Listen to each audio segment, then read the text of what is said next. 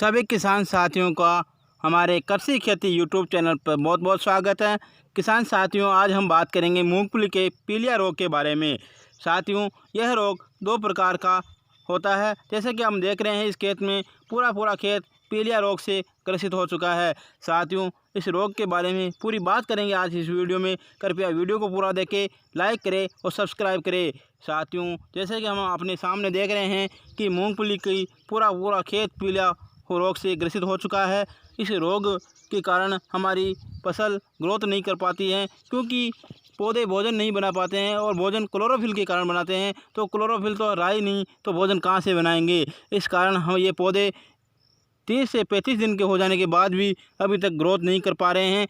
इस रोग के दो प्रकार के होते हैं, जैसे कि हमने बताया है। पहला कारण हो सकता है अगर हमारी फसल में रस चूसक कीट जैसे एफिड या सफ़ेद मक्खी का आक्रमण हो, तो ये कीट क्या करते हैं कि हमारी पत्तियों से रस चूस लेते हैं, जिस कारण पौधा पीला हो जाता है। इस कारण पौधा ग्रोथ नहीं कर पाता है। अगर हमारे खेत में मूंगफली की फसल में अगर एफिड या फिर सफ़ेद मक्खी का प्रकोप हो, तो इमिडाक्लोपरिड या फिर मेटासिस्टोक्स नामक की दवा आती है। 2 ml प्रति लीटर के हिसाब से हमारे खेत में हम स्प्रे कर सकते हैं। जैसा कि मैंने बताया, दूसरा कारण सूक्ष्म पोषक तत्वों की कमी के कारण भी हमारी मूंगफली की फसल में यह लक्षण दिखाई देते हैं। सल्फर की कमी हो तो हमारी मूंगफली की फसल पीलिया रोग के लक्षण प्रकट करती है। यह पीलिया रोग हमारी मूंगफली में जब 30-35 दिन की फसल हो जाती है, तब पत्तियों में प्रकट होता है।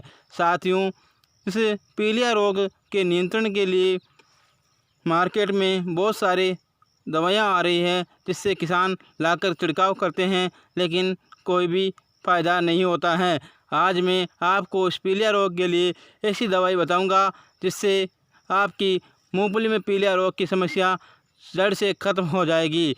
साथियों, आप जानते हो, गंधक के तेजाब का 1% घोल बना करके अगर हम मूंगफली की फसल में छिड़काव करेंगे तो इस रोग में फ़ायदा मिलेगा। इसके अलावा साथियों, हमारी मूंगफली की फसल में अगर हम फेरस सल्फेट का 0.5% घोल बनाकर स्प्रे करेंगे तो उससे भी फ़ायदा होता है।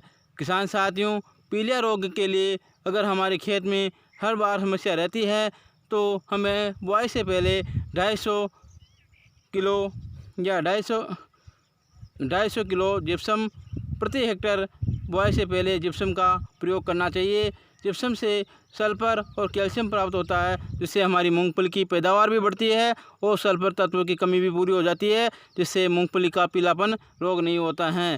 साथियों, यह रोग के रोकथाम हमें समय से पूर्व कर लेना चाहिए, नहीं तो हमारी मूंगफली की पैदावार में गिरावट आ सकती है।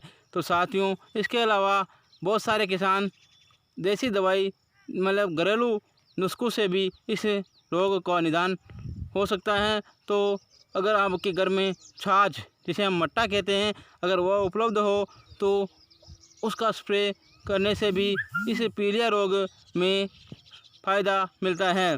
साथियों, इसके अलावा अगर गर्मी की गहरी जुताई करनी बहुत ज़रूरी है।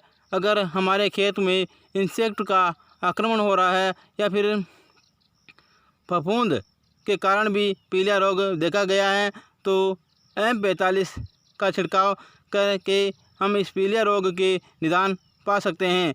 तो किसान साथियों, आपको यह जानकारी कैसी लगी? अगर यह जानकारी अच्छी लगी तो सब्सक्राइब करें, लाइक करें। जय हिंद, जय भारत।